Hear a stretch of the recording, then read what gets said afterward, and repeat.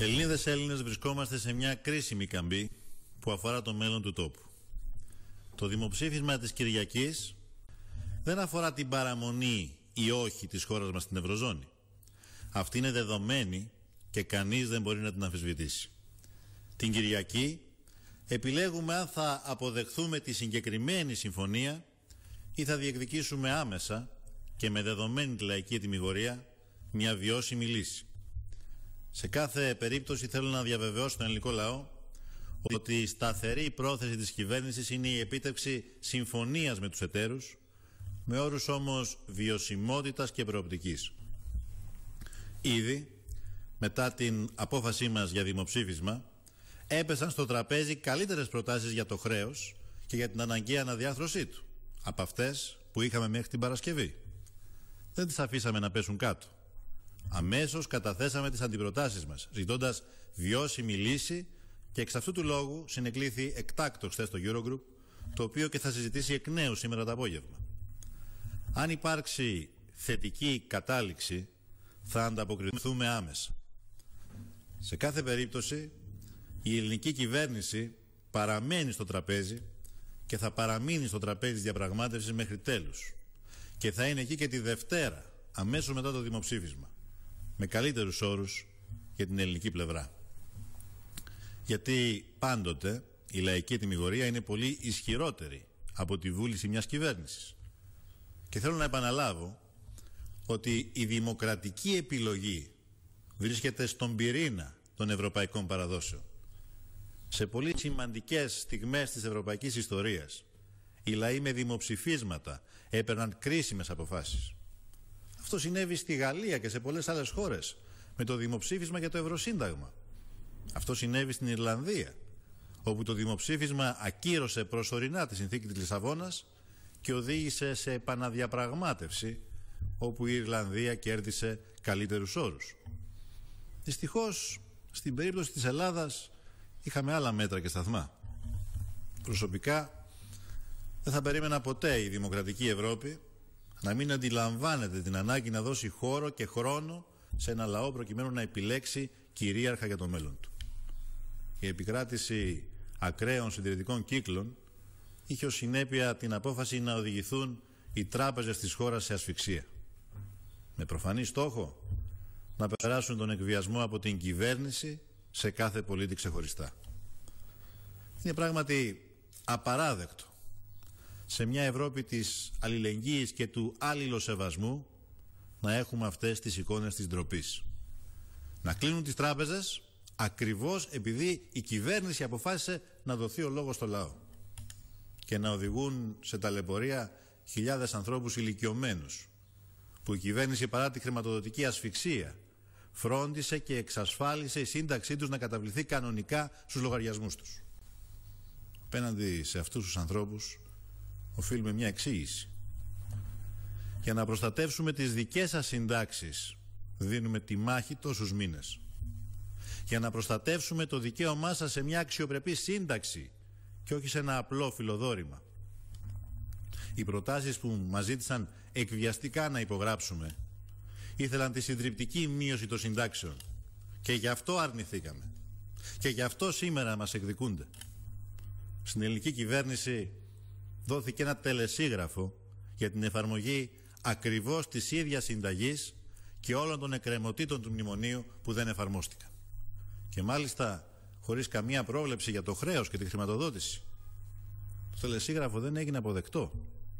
Η αυτονόητη διέξοδος ήταν να απευθυνθούμε στο λαό, γιατί η δημοκρατία δεν έχει αδιέξοδα. Και αυτό πράττουμε. Γνωρίζω πολύ καλά ότι αυτές τις ώρες οι σιρήνες της καταστροφής οργιάζουν. Σας εκβιάζουν και σας καλούν να ψηφίσετε ναι σε όλα τα μέτρα που ζητούν οι δανειστές, και μάλιστα χωρίς κανένα αντίκρισμα εξόδου από την κρίση. Να πείτε κι εσείς, όπως έλεγαν εκείνες τις κακές μέρες του Κοινοβουλίου που έχουμε πίσω μας, ναι σε όλα. Να γίνετε κι εσείς ένα με αυτούς, συνένοχοι στην διαιώνιση των μνημονίων. Από την άλλη μεριά, το όχι δεν αποτελεί απλά ένα σύνθημα. Το όχι είναι ένα αποφασιστικό βήμα για μια καλύτερη συμφωνία που στοχεύουμε να υπογραφεί αμέσως μετά το αποτέλεσμα της Κυριακής. Αποτελεί την ξεκάθαρη επιλογή του λαού για το πώς θα ζήσει την επόμενη μέρα. Όχι, δεν σημαίνει ρήξη με την Ευρώπη, αλλά επιστροφή στην Ευρώπη των αξιών.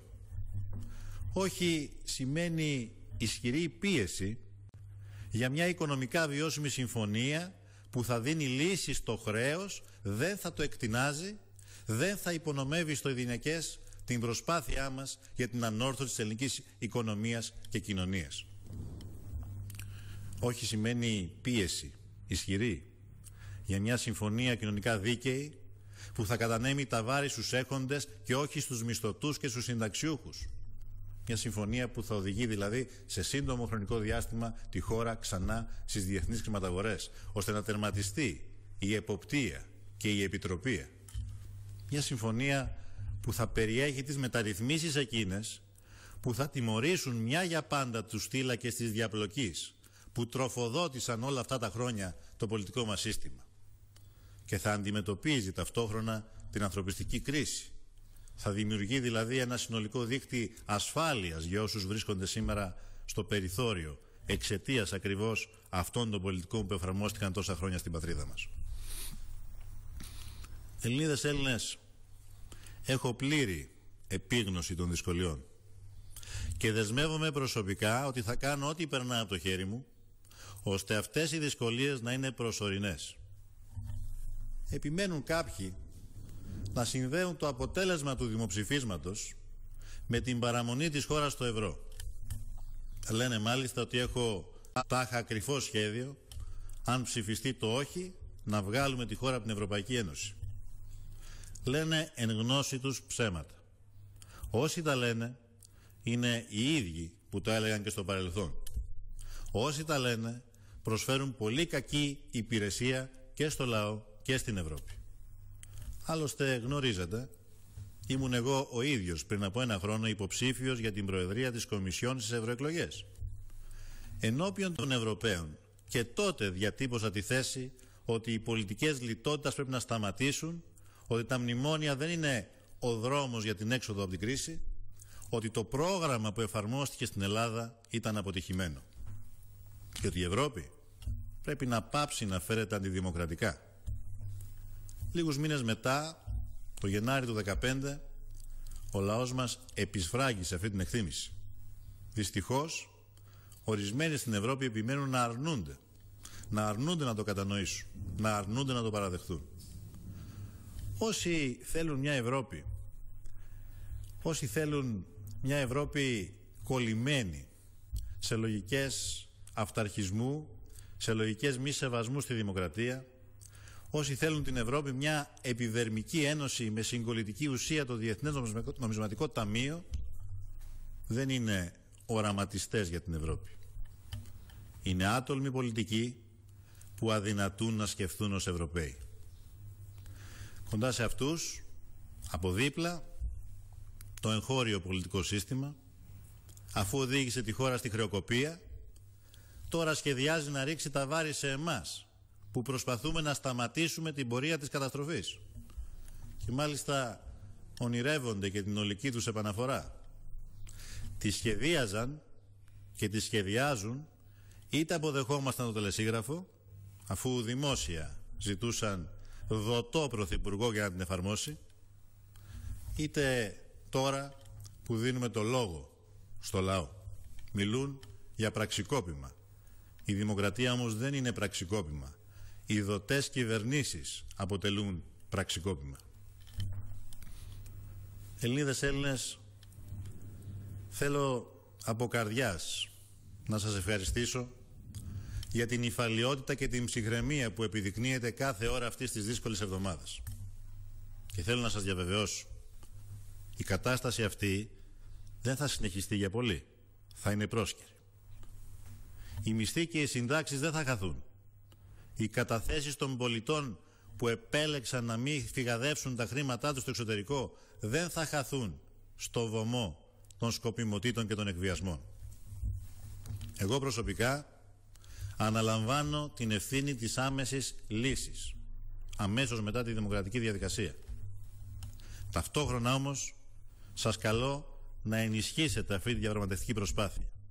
Σας καλώ να πούμε όχι στις συνταγές των μνημονίων που καταστρέφουν την Ευρώπη. Σας καλώ να απαντήσουμε καταφατικά στην προοπτική μιας βιώσιμης λύσης. Να ανοίξουμε μια λαμπρή σελίδα δημοκρατίας και μια βέβαιη ελπίδα για μια καλύτερη συμφωνία. Είναι η ευθύνη μας προς τους γονείς μας, προς τα παιδιά μας, προς τους εαυτούς μας. Είναι το χρέος μας απέναντι στην ιστορία. Σας ευχαριστώ.